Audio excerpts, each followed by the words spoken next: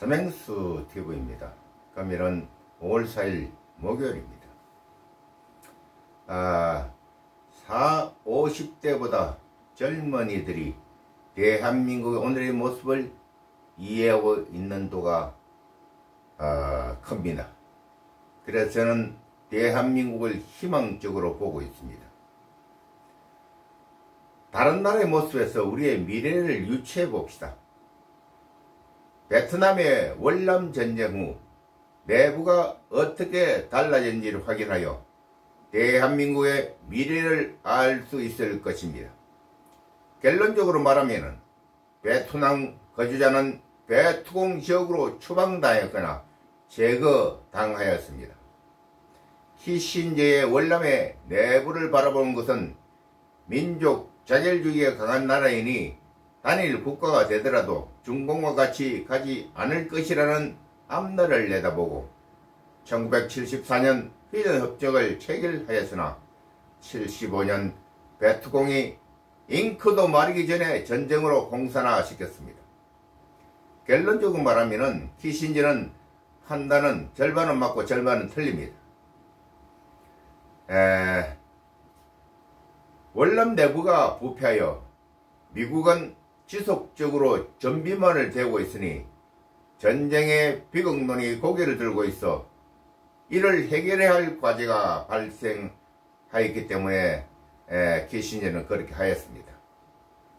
월남의 사정은 월남 부수상 행정장관 등 주요 직들이 공산당 간첩으로 전락하고 있었고 가족은 낮에는 베트남, 밤에는 베트콩으로 변신하여 이럴난 미국이 어찌 전쟁을 수행할 수 있을 것입니까? 서방이 전쟁을 하는 목적은 이때부터 순수한 목적의식이 사라진 것으로 생각이 됩니다. 대한민국의 높은 단계의 전쟁의 목적이 아닌 우리의 목숨을 지키기 위한 전쟁을 수행하면서 자유라는 고귀한 하나님 정신을 보존하기 위하여 목숨을 걸고 싸웠습니다. 오늘의 대한민국은 그날의 아픔의 좌우대결로 전개되는 것을 보고 있습니다. 적화의 단계를 거친 것은 1995년 김영삼의 광주 5.18 조작으로부터 이 나라가 적화의 모습에 빠져들게 되었습니다. 1980년 광주 5.18 사태가 발생한 지 15년이 지난 것을 역사 바로 세우라는 단어로 대한민국을 좌파 나라로 가게 만들었습니다.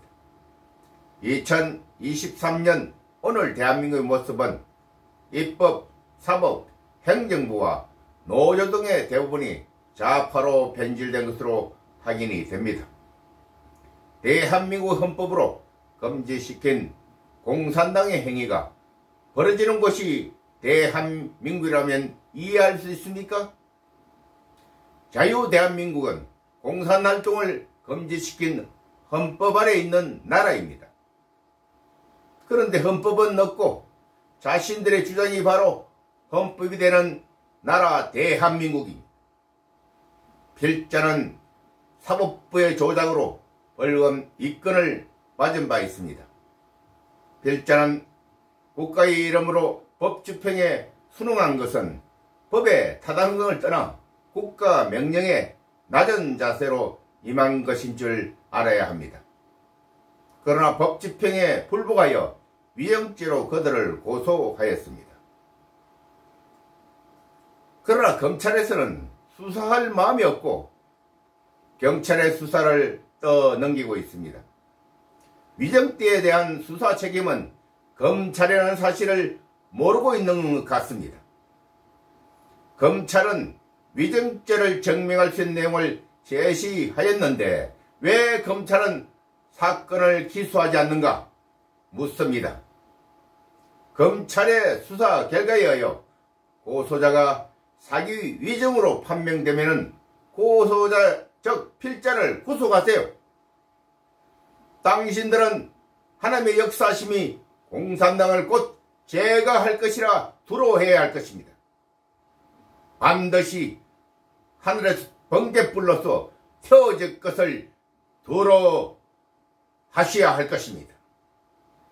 정의와 진실은 반드시 이 땅에 평화가 오게 만들어 줄 것입니다. 아멘. 오늘은 여기까지입니다.